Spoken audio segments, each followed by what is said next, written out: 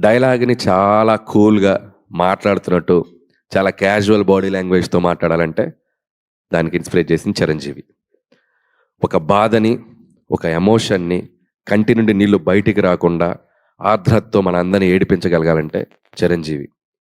ఒక డాన్స్‌ని అలవోకగా, గ్రేస్‌తో, మూవ్‌మెంట్స్‌తో డాన్స్ అంటే ఇలా కదా చేయాలని చెప్పాలంటే 'చిరంజీవి'. 100 మంది ఎదురుగా ఫైటర్స్ నుంచుంటే చాలా యాటిట్యూడ్‌తో ఇలా నుంచొని ఒక చిన్న సిగరెట్ ఎలిగించాలంటే, ఒక బాసిజం చూపించాలంటే 'చిరంజీవి'.